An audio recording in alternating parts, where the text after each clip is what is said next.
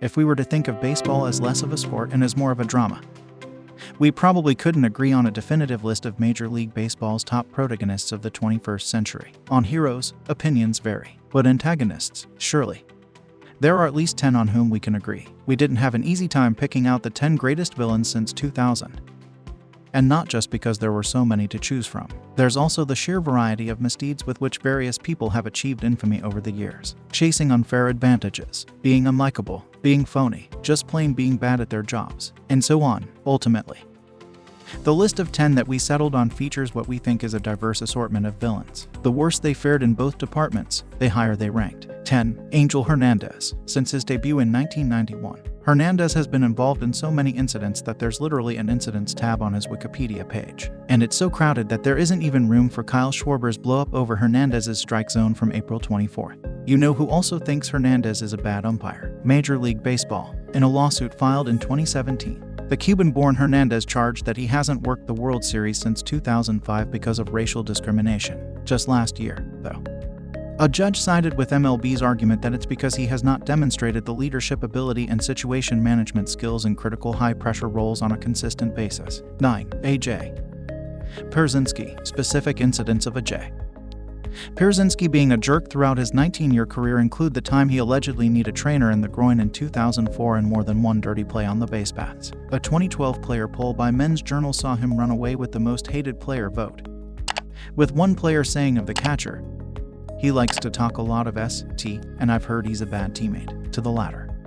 Then White Sox manager Ozzie Guillen seemed to confirm as much when he said in 2006, "If you play against him, you hate him. If you play with him, you hate him a little less." There's no excusing how Pierzynski acted.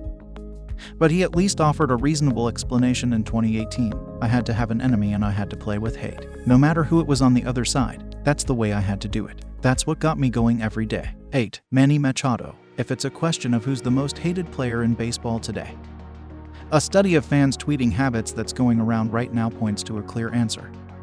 Manny Machado. Many athletes get hate that they don't really deserve, but it's hard to place Machado in that camp because of his reputation as a dirty player. Other moments that stick out are when Machado threw his helmet and bat at Oakland Athletics players in 2014 and his takeout slide of Boston Red Sox second baseman Dustin Pedroia in 2017. Even as recently as last year, he made another highly questionable maneuver that upended St. Louis Cardinals second baseman Tommy Edman. Add in Machado's self-professed disinterest in hustling on every play, and the list of reasons that fans have to hate him isn't short. 7. Roger Clemens. Though Roger Clemens spent the bulk of his 24-year career in the 1980s and 1990s, his reputations as a chin music maestro and a generally mean person followed him into the 2000 seconds. That was no harmless pitch that Piazza took to the head in July 2000.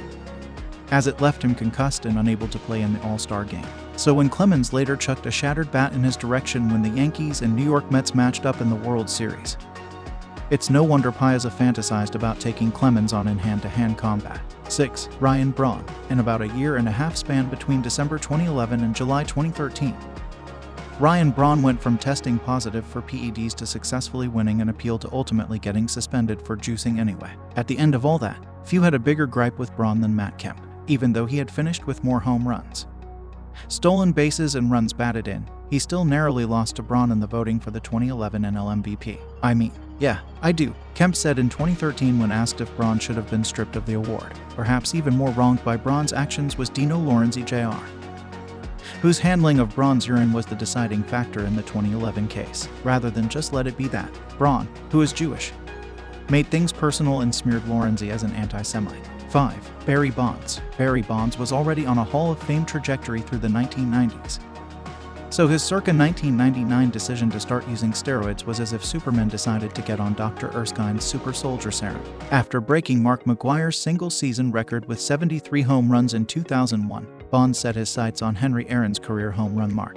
The publication of Game of Shadows in March 2006, however, crashed that party just as it was getting started. Bonds did end up getting 756.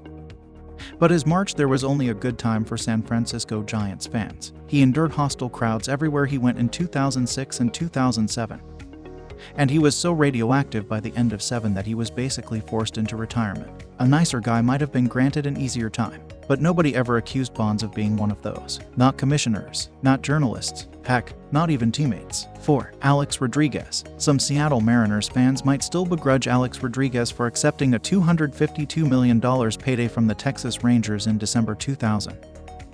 But that's now a niche section in the greater populace of Arod haters. Just in 2004, Rodriguez made himself into one of the great heels in the history of the rivalry between the New York Yankees and Boston Red Sox. First, by igniting a brawl in July and later with the slap heard round the world in October. As Bonds carried out his tainted pursuit of Aaron, Rodriguez nonetheless arose as a hopeful figure in some circles during the late 2000s. As one fan put it in July 2007, "If was someone who was gracious and who doesn't have that steroids halo over him, someone like Alex Rodriguez." Yeah, about that. After famously denying ever using PEDs in 2007, Rodriguez came clean in 2009 about his juicing between 2001 and 2003. It was briefly water under the bridge when he helped the Yankees win the World Series in '09. But then the biogenesis scandal and his resulting 162-game ban ruined his reputation all over again. 3. The Houston Astros. Oh, you know, nothing major, just cheating their way to a World Series championship in 2017. This much isn't really in dispute, as Major League Baseball's investigation into the sign-stealing scheme that Houston used during the 17 season found that it was in use throughout both the regular season and the playoffs. Multiple heads rolled for this, including those belonging to A.J. Hinch and Jeff Luhnow and to Alex Cora and Carlos Beltran. Yet the organization itself got off with a slap on the wrist, losing draft picks and incurring a $5 million fine but keeping its World Series trophy. At this, the outrage still runs deep. Further, the general tone coming from Houston since the scandal broke in 2020 has been marked as much by defiance as contrition, and it's flowed straight from the top, with owner Jim Crane refusing to take accountability and deflecting blame. 2. Jeffrey Loria. Before Jeffrey Loria bought the Miami Marlins in 2002, he first ran the Montreal Expos between 1999 and 2002, as in, ran into the ground. The gist of the short version is that Loria spent most of his time and effort on ultimately failed quests for a new ballpark or relocation. Poor marketing and attendance signaled the franchise's doom, but it all worked out for Loria when he sold the Expos to MLB for 10 times what he initially paid to buy in. Just 3 years later, the Expos were no more, yet said championship was swiftly followed by the first of 2 high-profile fire sales under Loria. Said stadium, meanwhile, was largely constructed through hundreds of millions of taxpayer dollars. After Loria sold the Marlins for $1.2 billion in 2017, the Miami-Dade County government went after him and was able to recoup all of $5.5 million. 1. Rob Manfred. Nobody will make the case that things went entirely smoothly under Major League Baseball's previous commissioner, Bud Selig, for the cancellation of the 1994 World Series and the league's steroid era.